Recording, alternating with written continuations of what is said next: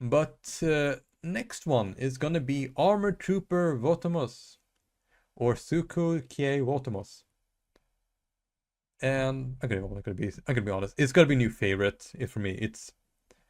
It's quite good. The story is tight as hell. It has so many good moments. It has good characters. It has probably one of my favorite new character, Shiriko. And his voice actor is doing very good job on it.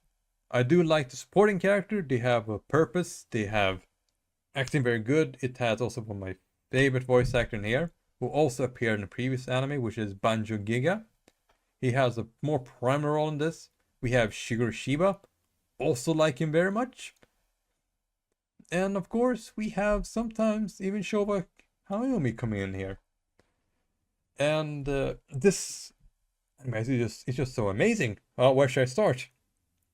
Well, I could say that this is definitely jumping to an end of a conflict, but this is of course a conflict that is never almost ending because how new conflict is showing up.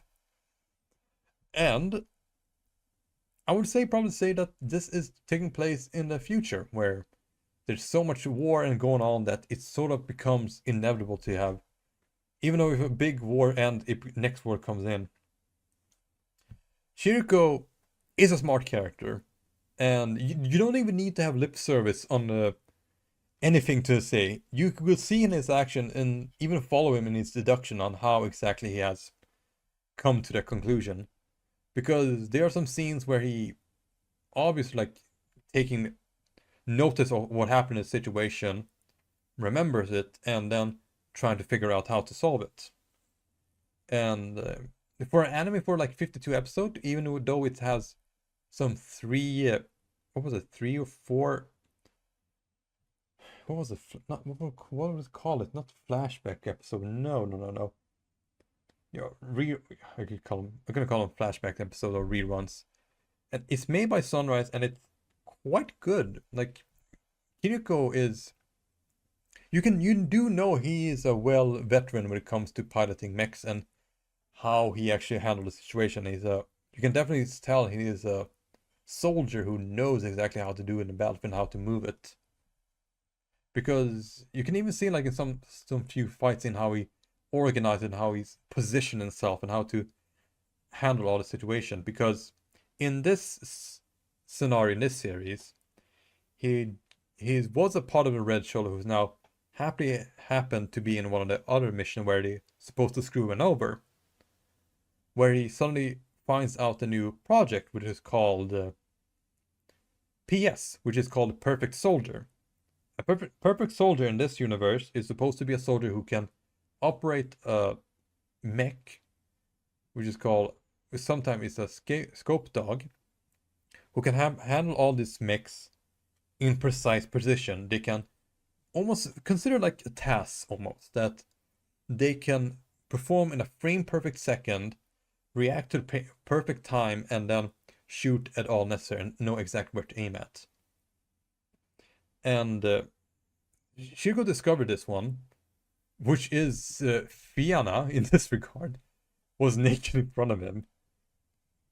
And due to this event, he is now like he's almost left for dead on a planet until he meets his future buddies, which is Konaka, Vanilla, and Bullis, which is all complementary to different aspect to his character, which is Konaka being the more friendly, Vanilla being the most bro part, which is also know how to part of fighting, and Buelos with more the strategic part of it.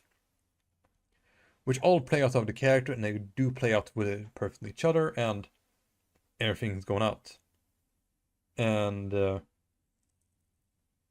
Vienna in this regard, who is now the perfect soldier, who first time when they both meet Kiriko in their machines, she kicks his ass very hard, which is we all already see now that in one of the first fights, Kiriko is vulnerable.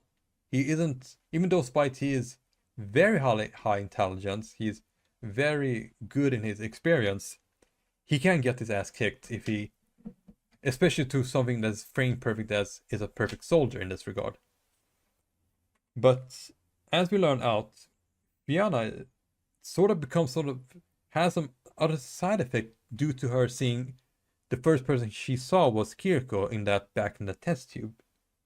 Is that she sort of developed emotion for herself due to how Kiriko's almost approaching her out of curiosity.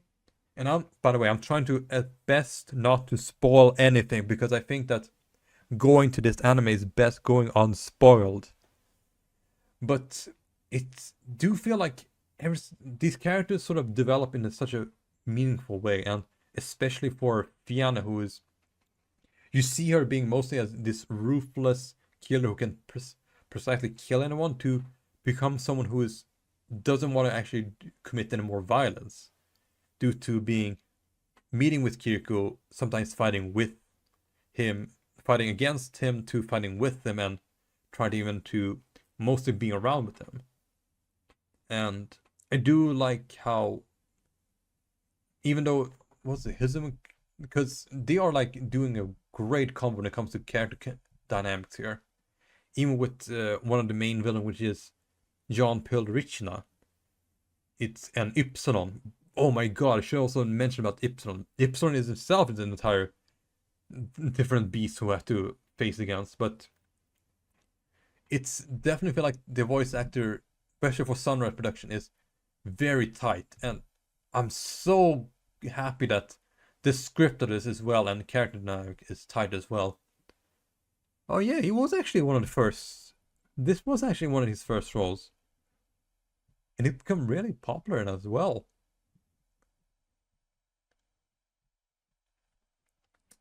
So, but okay, so we go into the. Let's talk about the action scenes. Action scenes are quite usual for the mecha genre. This is a real robot part of it, which is mean that this is mostly about the military and mostly how the technicality of all things. And the interesting aspect about Shiriko's mech, which is the scope dog in this regard, if I could find other picture of it, here it is. This has become sort of a iconic on itself. It's of course, I believe it takes some inspiration from Azaku from Gundam series, but this little silly thing has become iconic to him because most of the time, even though when there's better or more optimized mecha for Kiriko, Kiriko always opts out for this kind of earlier model because it seems to be the one he's mostly familiar with and wants to always use, as those seems to be more, even though those models are more canonful, he seems to be more familiar and wants to only use those kind of models, and he seems to be doing very good with them, despite this being not as efficient as the rest of the models we see up to that point. The animation is quite good. I do like how they've been animating. It's of course a mecha genre, and Sunrise as its own special cake. You will see some good moments in here and some good action as well. The OP is top tier. So no, what was it? Hono no Sadame is my favorite of this year. It's definitely one of those things that I never skip. It's honestly one of those openings I never skip because it's such a thing I do like. I wish I could have owned the CD of it because I do want to have that on some occasionally. And of course, the ED is good as well. It's a very relaxing song, especially after an entire episode of exposition and action. And of course, some character drama as well. And I do like how everything is basically put up with this series because each of the arcs are divided into planets. So basically, we are going from different planets, and at some point, it was even to a space station. And if I'm not okay, so I talked about all of the good stuff.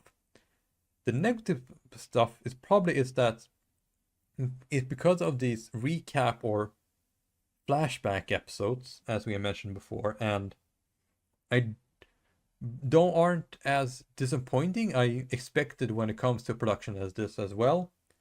But I think that probably the weakest story arc is probably the revenge arc, which happens after when it comes to the desolate planet.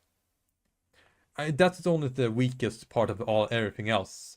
Otherwise, it's probably a good run. It's definitely it's definitely new favorite. There is can't wait to watch more of the series and watch all of the spin-offs. I'm so excited to go through all of these entries and see what's gonna happen. I hope the series will maintain its quality as this one or even go higher. So let's see. Okay, so oh, it sounds similar to Full Metal Panic in some ways. Love that one. One of my favorite mechas. If Full Metal Panic is as good as this one, I'm probably gonna give it a watch. Maybe I should do it. Like, I don't know, I should write it down somewhere because it's always good to see if there's someone say, "Oh yeah, that reminds me of this one." Then saying, "Sure, I can just jump into that anime as well."